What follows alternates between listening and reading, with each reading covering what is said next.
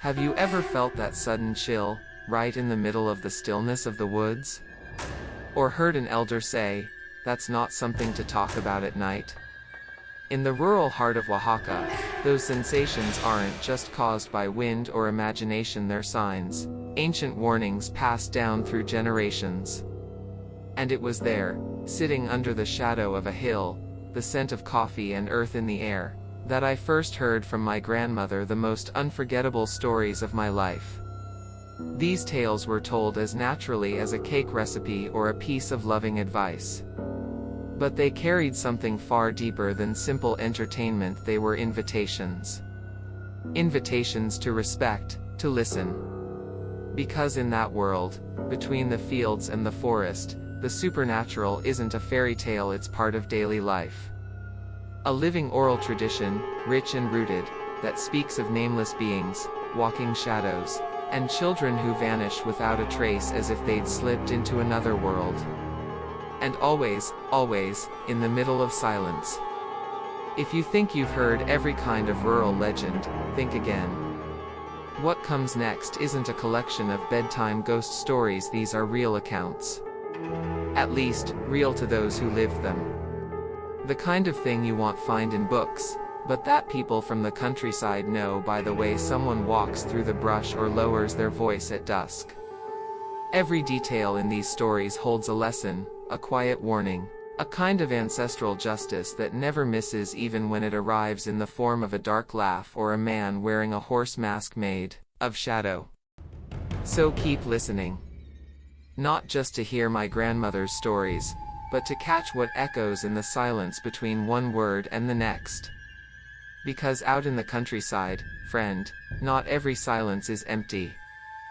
Sometimes, it carries an old shadow, and knowing how to listen might be the difference between coming back or disappearing without a trace.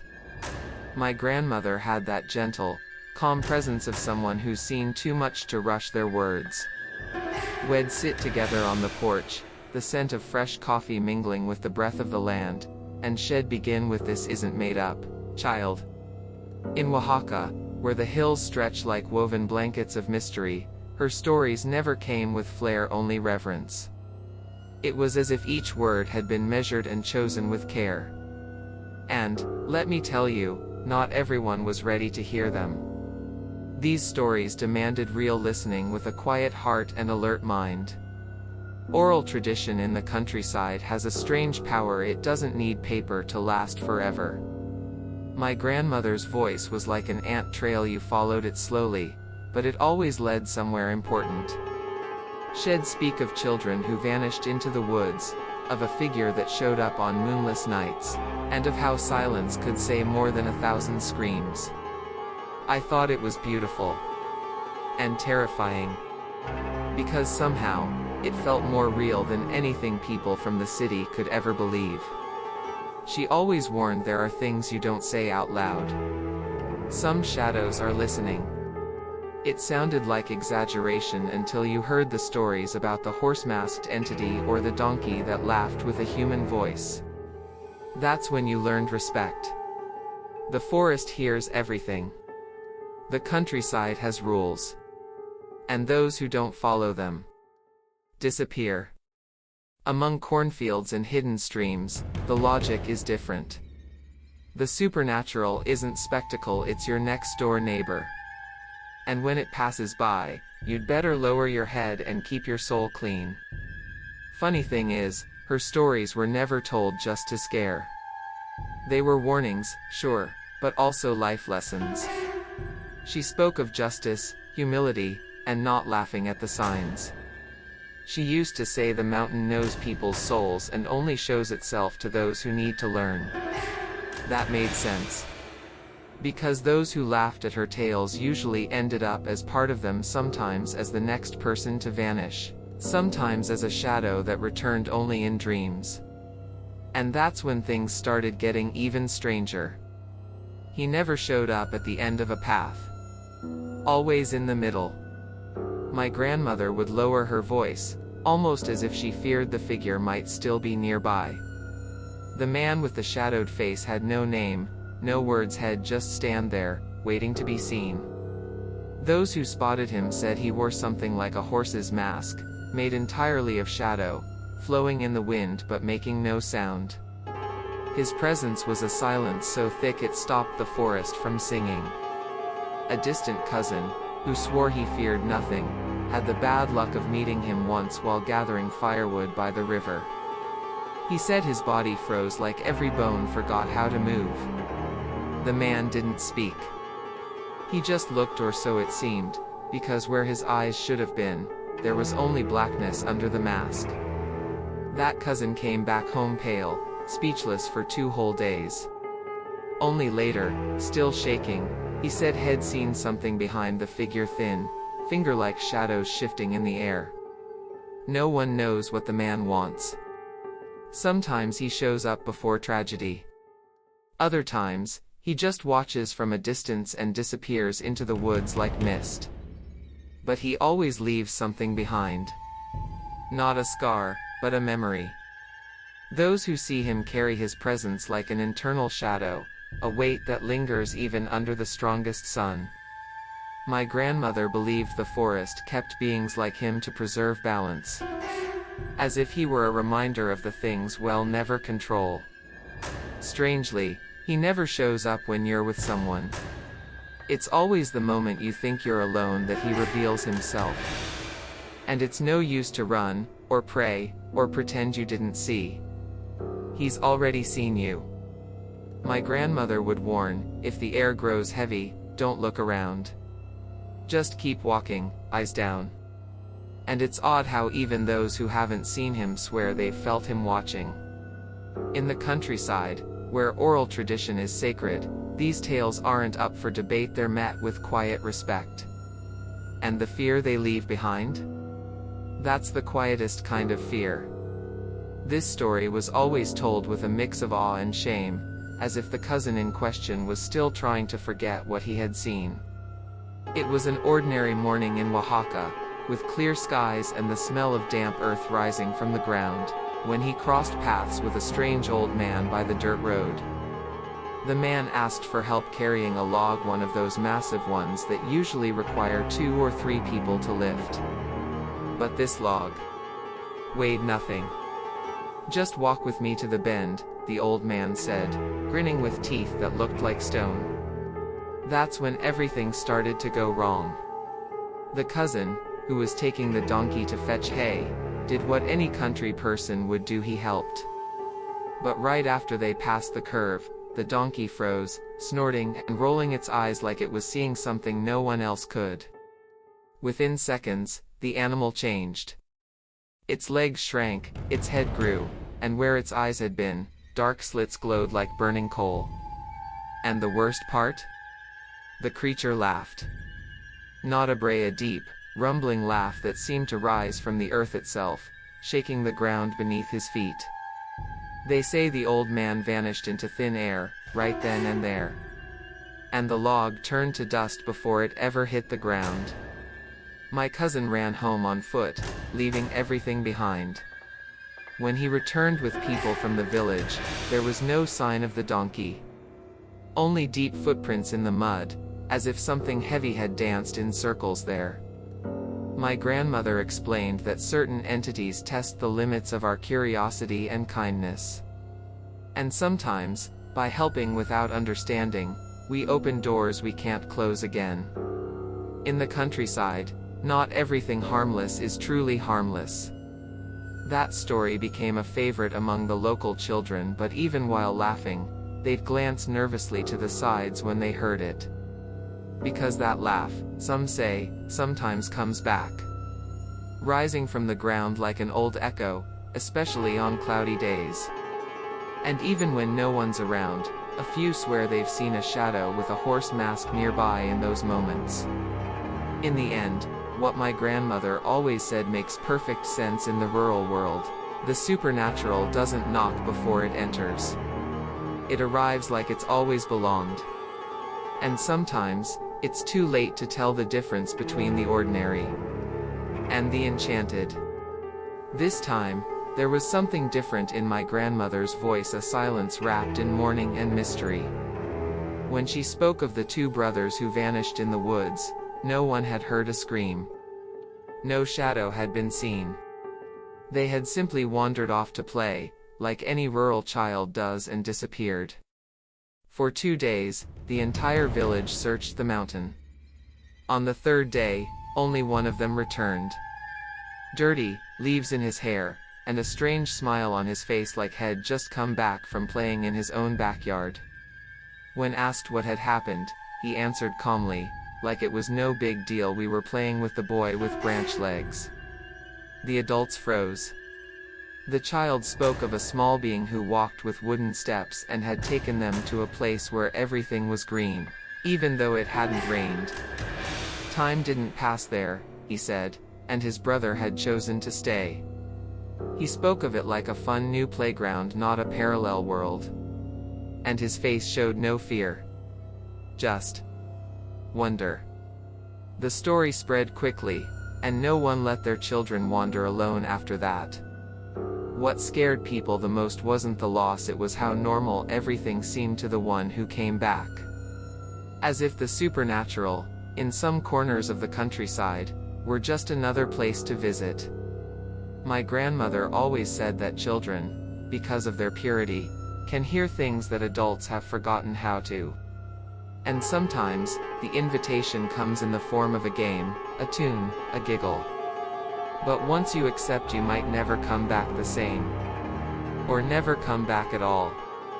Even today, some say they've seen 2 children walking hand in hand near the cornfields, even though no one lives there anymore. And when the tall grass sways without any wind, some claim to hear faint laughter, like distant bells.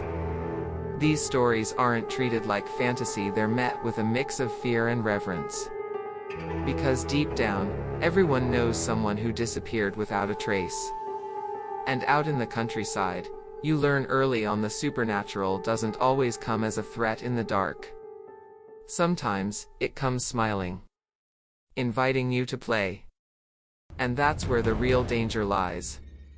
My grandmother used to say that the land sees everything. And justice, around here, doesn't always come from human hands. One of the most talked about stories was about an abusive husband who, after one of his violent outbursts, stormed off into the woods and never came back. His wife, embarrassed but relieved, simply said, "He messed with something he shouldn't have." The search started the very next day. They found footprints, his and something else's. Deep, strange impressions in the dirt, like enormous wooden feet had walked beside him. Then, nothing. This wasn't an ordinary disappearance. It was a heavy, unsettling silence. The chickens stopped laying eggs, the family dog wouldn't stop howling. Everyone knew this wasn't the work of thieves or wild animals. It was punishment. My grandmother said the entity, the one with the horse mask, doesn't pick victims randomly. It watches. It waits. And when it acts, there's no turning back. Some try to explain it away, saying he might have gotten lost. But no one gets lost in woods they've known since childhood. The most curious part is how things changed after that. People who used to be harsh softened their tone. The drunks got quieter, the gossipers more reserved. It was as if the forest had reminded everyone of its own laws and that its justice is swift and absolute. Oral tradition doubled down: those who act with cruelty may escape human eyes, but not the entities. Even if it doesn't show up, the punishment comes. Sometimes in a dream, sometimes in a whisper, sometimes in a disappearance. My grandmother never spoke of it with anger or revenge. Just that steady tone of someone who understands that the world balances itself in ways we can't always grasp. And the strangest thing? Even the skeptics began walking differently after that. Like they sensed that, at any moment, a shadow could slip into their peripheral vision. Silent. Because here in Oaxaca, where folklore and the unknown walk side by side, fear becomes its own kind of teacher. And the entity, more than a punisher, seems to be a constant reminder respect is everything. She didn't appear often. In fact, that was part of what made the entity so unnerving or beautiful, depending on who you asked. She didn't need to show herself to be felt. My grandmother always said the most dangerous things aren't the ones you can see, they're the ones you feel but can't explain. That sudden moment when the wind dies, the birds fall silent, and your heart races for no reason. Some said the figure came as a shadow, others described a muffled hum. But more often than not, she came as silence. Once, my grandmother told me, a neighbor went out to hang laundry. For no reason at all, she dropped the basket and bolted back inside. Said she felt something heavy behind her, like a huge presence breathing right down her neck, but it made no sound. No footprints. No scent. Nothing you could point to. Just that deep, ancestral certainty that something was watching. In the countryside, this figure is known as something that doesn't fully belong not to the world of the living, nor to the dead. A kind of bridge. A silent watcher, uninvited. Her constant presence is why people speak softly when telling these stories.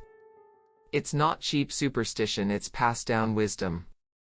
My grandmother explained that when nature suddenly goes quiet, when every bird, bug, and breeze seems to vanish, it means she is near. And in those moments, the best thing to do is nothing. Don't bless yourself, don't run, don't speak. Just wait. Because unlike other spirits, she doesn't rush. She observes. She judges. And then maybe she acts. Sometimes she does nothing. Other times, well, that's where a new story begins. This type of presence, invisible yet constant, even shaped the region's customs. Kids were taught from a young age to respect the woods. Adults avoided unfamiliar paths at dusk. And the elders? They never doubted anything. Because the silence here carries weight. The shadow that lingers might not have a name, but it has purpose. And perhaps the most unsettling part of all is realizing that even when everything seems still, something beyond us is walking beside us. Just waiting to remind us it never truly left. Of all the stories my grandmother told, there was one she held more sacred than the rest. Not out of fear but out of respect. It was her own story. The one that marked her first encounter with the unknown. She was 16, helping with work in the fields, when she decided to take a shortcut through the woods on her way home. The sky was gray, but nothing alarming. Halfway down the trail, she caught a sweet smell like flowers and fresh earth, and everything paused. Time stopped. No wind. No birds. And then he appeared. A tall, thin figure, with one leg that looked like a tree trunk, thick bark, moss, even a tiny mushroom growing from it. Not a man, not a beast. Just something else. She froze. Wanted to run, but couldn't. The being tilted its head and asked, "What is my name?" My grandmother, trusting her instincts, said nothing. She didn't know if it was a trick or a test. And that silence, that not knowing, saved her. The entity took a step back and vanished, like fog dissolving in the sunlight. She ran like never before. Years later, after hearing other stories like hers, she understood names have power. If you can name the entity, you lose something: control, safety, your connection to this world. That's why she always warned, don't try to explain everything. Some things are meant to be respected in silence. In the countryside, that became law. Children grew up learning that not every encounter should be told, and that silence was often the best defense when facing the unknown. That was the lesson she learned, between branches and breathing shadows. What amazed me most was how calmly she told it all. No drama, no wide eyes. Just the steady peace of someone who knows the world has many layers. It was as if she had visited a place most of us never will. And maybe that's why she was so respected. Because in Oaxaca, those who stood before the shadows and lived to tell the tale carry something different. A kind of ancestral strength that doesn't come from the body, but from the silence that holds steady in the face of the unexplainable. As the years went on, my grandmother never saw the entity again in the flesh. But that doesn't mean it was gone. Quite the opposite. It started visiting her in dreams. Always the same, standing still, watching, like a silent figure in the background. Never speaking. Never smiling. Never threatening. Just there. That same eyeless stare, made of time and shadow. And that was enough to make her wake up in a cold sweat even on the warmest nights. She didn't see them as nightmares. To her, they were gentle reminders I'm still here. It was almost like a quiet pact. Like that moment in the woods had forged a bond between two worlds. And strange as it sounds, there was peace in knowing she was still remembered by whatever the forest had shown her. Not as a threat but as a mark of respect. Because the land, after all, doesn't forget those who looked upon it with reverence. The dreams always came during turning points, births, deaths, big life changes. Each time with a different symbol only she could read. Sometimes, she dreamed of dry leaves flying backwards. Other times, of a black horse standing by a dried-up river. Small signs she knew meant something was coming. And though she didn't always share them with others, she shared them with me. They returned to those who listened well, she'd say. And to her, listening wasn't just about hearing, it was feeling with your whole body. I don't think my grandmother ever felt truly alone again.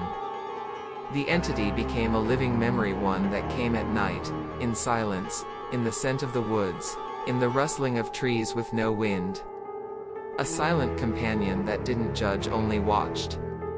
And maybe, that's the heart of these rural stories, the knowledge that the supernatural never really leaves. It just changes shape. And dreams, in her case, were just another way to keep that bond alive, a bond that had never truly broken. What do all these stories have in common? A warning. A calling. A reminder that there's so much more between the woods and the silence than we usually allow ourselves to see. And more importantly, that there's deep, ancient wisdom hidden in the stories of oral tradition, especially when told calmly by a grandmother under the sky of Oaxaca. Maybe you'll never see a horse-masked entity or hear a laugh coming from the ground. But what if they still exist, just at the edge of your perception, waiting for you to finally start listening? So stop and think, what stories from your own family have you forgotten or ignored? What old advice have you dismissed as superstition? What if, right there, lie the keys to understanding certain patterns that keep repeating in your life? The supernatural might seem far away, but the values it carries, justice, respect, punishment, silence, connection, they're closer than you think. Maybe it's time to look at your own mountain, whatever that may be, and listen to what's being whispered behind the scenes of the everyday. Are you willing to reconnect with this forgotten layer of life? To respect the silences that aren't empty, and the shadows that, instead of threatening, actually teach? If so, keep exploring this world with an open mind and an attentive heart. Because the lessons it holds aren't written in books, they're in the eyes of those who lived, in words spoken at just the right moment, and in the space between one story and the next. If these stories touched you in any way, don't forget to subscribe to the channel, like the video, and turn on notifications. That way, you won't miss the next tale and can dive even deeper into this world where the visible and the invisible walk side by side. So tell me, are you ready to listen to the next silence?